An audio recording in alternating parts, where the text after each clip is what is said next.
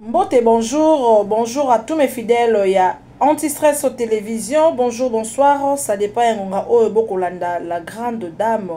Maman Kouloutou Nadine c'est autrement dit l'ADN du média. Ouais, Panzara vrai teke na molai topé na mozindo mingi mingi na lokota lingala. Voilà. Ah, la grande dame a ça la juste analyse à faire Mami Lela. Na bande konae. Yaya nanga ya musala Kouloutou. Ngana ni nazara boye elese naza vraiment idole na yo oza vraiment idole nanga si vous pardon oza moto yo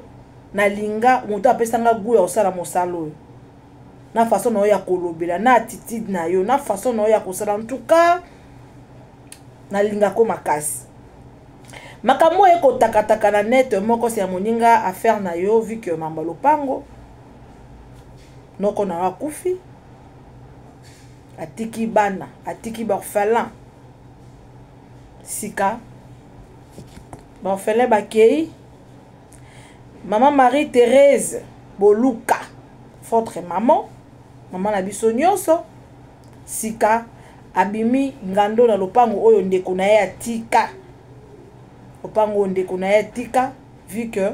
lopango yango ezali ndeko na ye asombela be mwana na ye Mami Lela na kati ya buku ya lopango kombo ya bana ba eyalite eyalibe kombo ya Mami Lela. Voilà, totelemeli be wana totie mokoloto wana toko bala mulai to pe na mozindo analyse ngo toko sa na bino longo moboti oyo ya boti bana atiki bana na ye na se na moi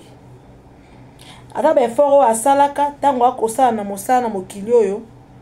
alesaka bana atangisaka bana mwana beli asali tupo mwana ko azwa mo makasi pendant qu'azaki en vie asalaki effort o moboti tu asalaki devoir na ye pendant wana a reconnectaki bana ote pendant qu'il était vivant a reconnectaki bana ote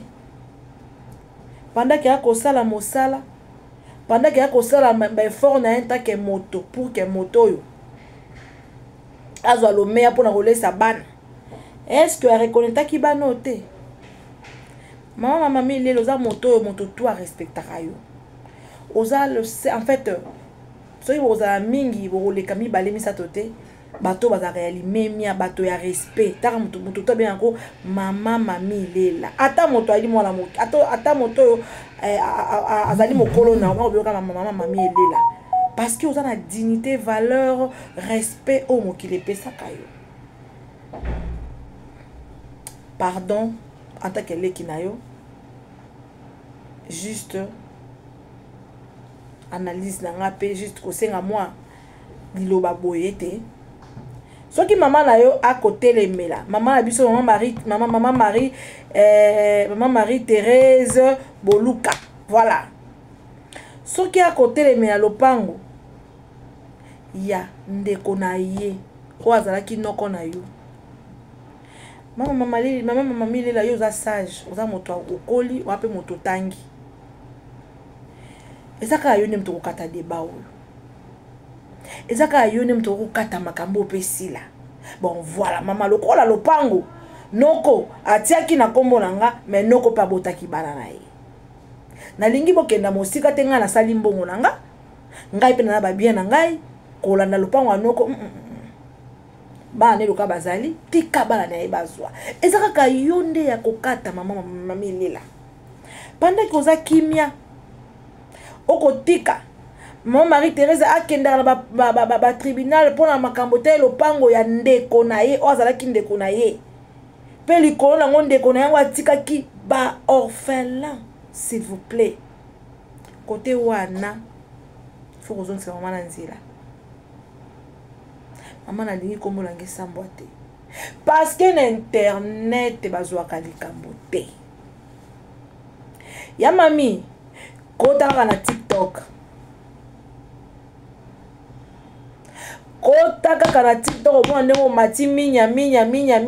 tire na ndenge ya mabe banalize kosala na ndenge ya maamo te ozali moto moko ozali public ozali ba fan ebele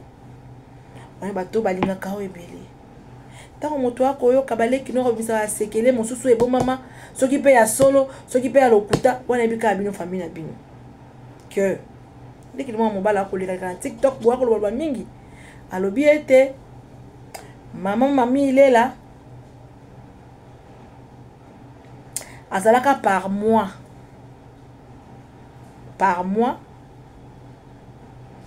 donc moi ça 31 jours mais est-ce que balo mara mokolo moko bako sangana na papa na ye lokola noko na ye papa na ye banda ko makambo wana du genre ko confesser mais moi na ye banda ko enregistrer tala makambo eza soki pe ya solo bon moi je suis pas confirmé parce que je pas de preuve je fais juste analyse tala makambo yo bandeko na yo bako bimisa na etando ike bakotia dignité na yo wapi bomoto bwayo wapi sika mbula tu osali na RTNC soki na bosani te 25 ans et si mama kana kisi ga nde simba ki ovanda kuna na RTNC donc zaki mosala te parce que tout le monde a vu que mami il est là a travaillé très bien mosala na ye nde umisi kuna bana bango wabike papa na biso azalaki moto na kisi papa na biso asalaka moto moko bato bamonaka ya bato ya miso ya mwa nini yenda simbaka nzungu ya mami yenda bandaka ko travailler pour que atika kaka na RTNC ti lelo nenga yali yango moni mama ya bana ya noko ya mami awa kovana libala te parce que ya mami lela banda ko sangana na noko na ye soit disant parce que moi je suis pas confirmé c'est juste maloba ba cousin na ye ba koloba ya mami ce n'est que le début makambo ekobima tango mosusu ya grave mosusu o masusu na sima parce que wale zali famille za sacré to bongisa andimite ko zangi ba bien et puis akei lo mango akei mosika leki na yo akei mosika lobi ete esika mami lela futelaka na bandale moto tokanisa konzele lopangu na ye parce que aumeli ya lopangu na ye te afutelaka moko lopangu wana azalaka na poto abeti mbela pa moko lopangu abi mama keba mami lela elle est capable ya kobotola ko ezali bongo mabele na yo pa changer mikanda pour ceux qui abangi biso ba cousin na ete boni na yo moto mosusu poko mwa mamude okenda bako luka ba bebiselo même sika ovandi réputation respect na ozanga pa bato bakitisa yango pourquoi parce que makambo za ba futilité soki moto asomba ki lopango atiki pakei nde moto ko rite ndo ko tuzala ngo seko ko kundo benango to lembe seke ya mami ya na ye awa ko bondela anta ke leki na yo ete ya tiana se kote kuna tiana se moto akokata hémorragie ya likambo ezaka yo ya mami parce que mama na wa ko bundela ka cause akobundela ka lopango wana lokola eza na koma mwana ngai parce que bakoloba ete mama Thérèse alobi ete ndeko na ngai akanisaki ayebi bino te ça veut dire a reconnaître bino te lokola bana na ye moto a reconnaître moto te lokola mwana na ye nde moto wana papa akosala mosala po alesa bano papa akobunda botangisa bano akotisa bano netelo pour ce nga na yebi ke to mon la rappel na kisasa soki moto aboti mwana mwasi aezemi ya yo soki papa aboyi mwasi wana kokenda na famille na ye po mokolo zemi aboyi zemi na yebi te mais vu que bana wana bakola pe lopango wana ya yolo bana wana yike tata na bango ye wa papa ndeko kosala bakolia sika baluki ekomi que ye lisusu te. Il se soutient pourquoi po papa lobi ke a reconnaître bino bana te soki biso toki ko kanisa bino atana mwa mawa likambo esala kapé mwa passe moto moko ta kolinga ngo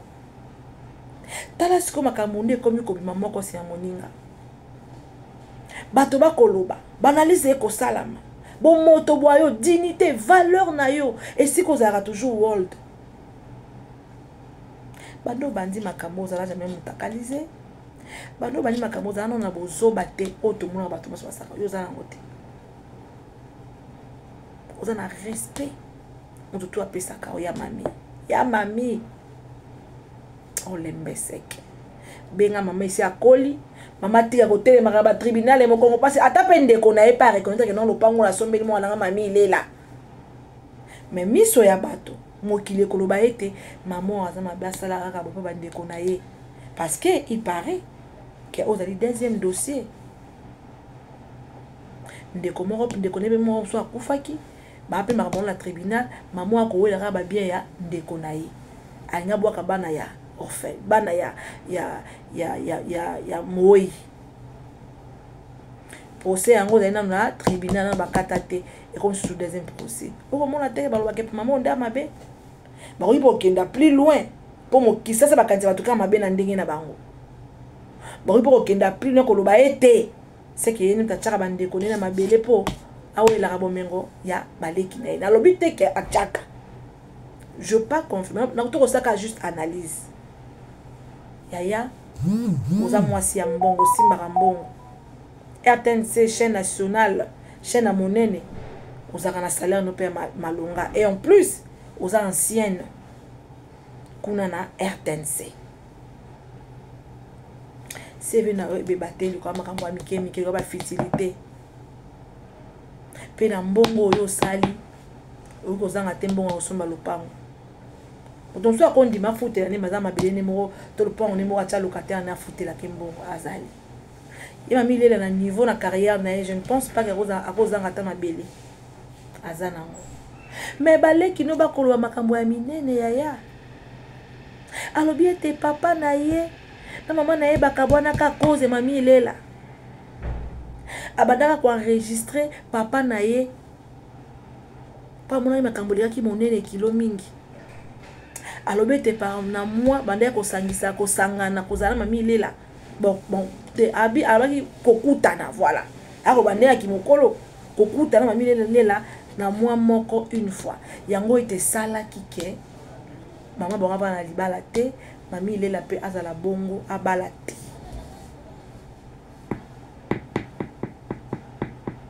est-ce que c'est vrai? Moi je pas confirmer pourquoi bosoto ei pour le rali comme mabele pourquoi salité ei kaka pona makambo ya mabele ya mami lela idole na ngai ya mami lela na blingaka yo na limemi nso zaka nango na boto so zora leki nso leki ya nso ya en tout cas na bondeli yo kata hémorragie soni oza moto na lingaka je suis vraiment fan na yo na okokate komona moto na lingaka bako salir komona ye soki na koti TikTok na moni kaka titre na yo na leki na okata kotala te po nazo mimona on dirait bosotongo on dirait lati ngai na leki soki ngai moto mosusu na komona ngo mabe bongo boni yo moko na entourage na yo sika ya mosala na quartier sika ovandi et soki ndaka komela kolia bakobimisa ondoki bakomi kotraite yo na bafaçon tout parce que mama akowela intérêt ya mwana na ye atiki bana bawei soki mowe yo asombi lopango ya atiki yango asalela avandela atia balocataire tout ebika ye mais afinir par kotika yango boni yo moto okowelela nde okozala nango ntina suka boni yo mama Thérèse okowelela nde okozala nango ntina suka oui totiaka na contexte wana kasi ça va noko alingaki mwana kasi na ye mingi atikelaki mabele abi te natia kombo ya mwana kasi nanga e arrivaka mais nakotika bana nanga te nakotika bana nanga te libanda parmi bana nanga na oyipe kotia mwana nkasi parce que na linga keta so mwana nkasi ngane na bokola ye na zuye muke tutu na oyi kotia nde bana nkasi na tie na liste ya bana na ngai azape na droit lokola mwana nanga na adopter. Là c'est autre chose. Mais ya koboya bana ya mowei bango tout o rejeter bango po okamata kaka mami lelo tie na kati moto tout akomona ngwa un peu louche soki balobi ete na buku wana peut-être tokoloba te ke eza bongo babongisaki bamodifiaki bachange makambo tutututututu basali yango ya fo nani akoyeba nani akoyeba nani vraiment akoyeba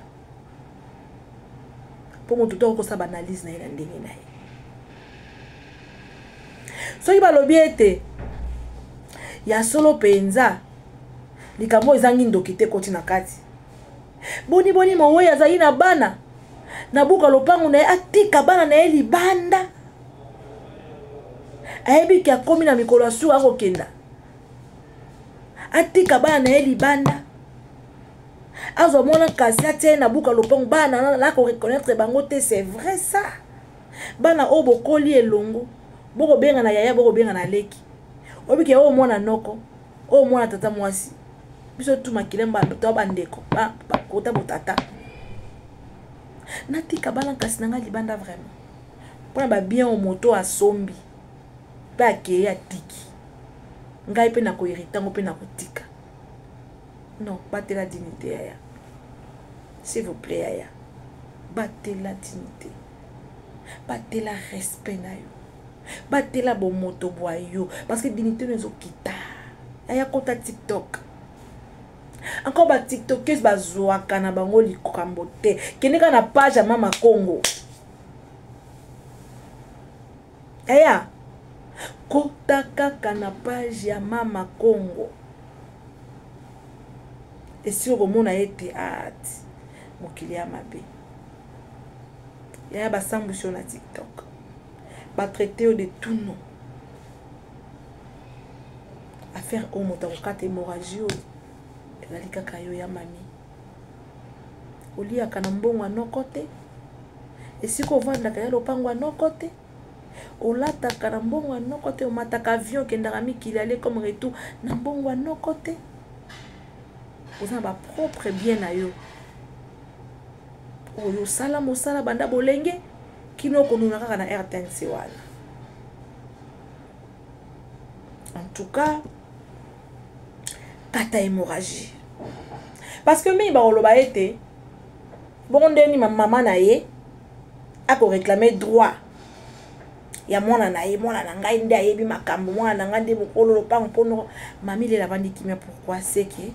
ako fula maman na ye na cesse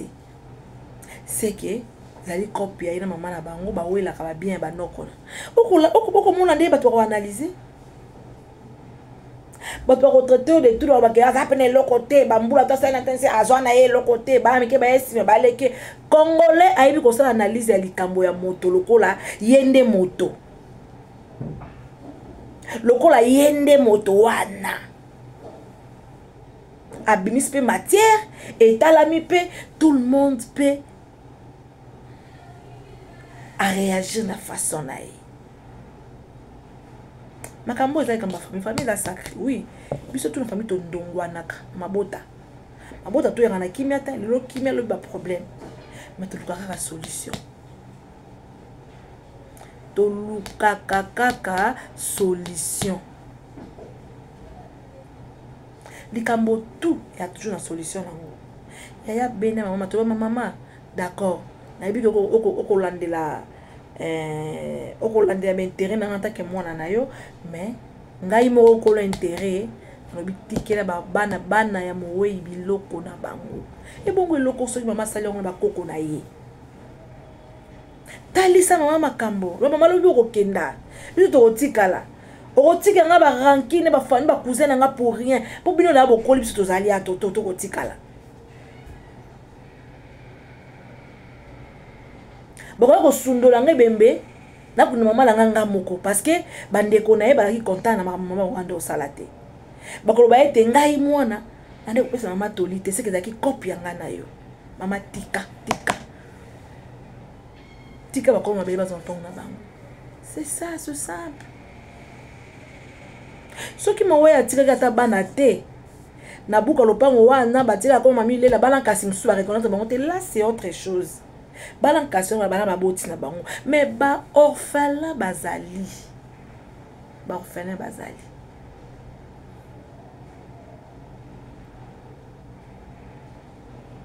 total likambo likolo ya liso na liso ke babundo ke kota mpango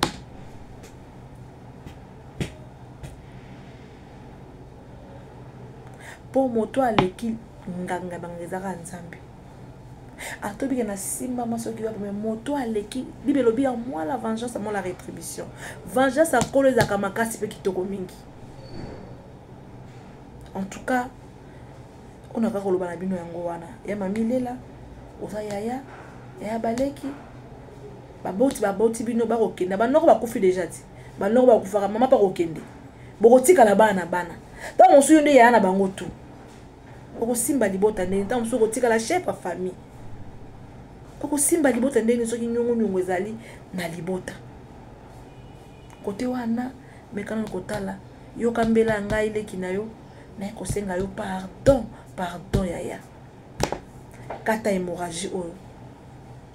makambo eleka na limemia eleka na kimia. Merci beaucoup à tous mes fidèles ya Anti-Stress Télévision kozali chaîne na ngai mais baso baningaka ngai mo s'abonner kosalanga vraiment grande dame. Merci beaucoup à mon Anti-Stress JMK Jean-Marie Kaya depuis Paris, je te fais de gros bisous. Merci à tout le monde, merci à Demero Kidimbu Moya chérie depuis Paris, je te fais de gros bisous. En tout cas je vous aime beaucoup. Merci à Dani Kenzo, merci à tout le monde. Tout mon ami Balasima. Bisous, bye.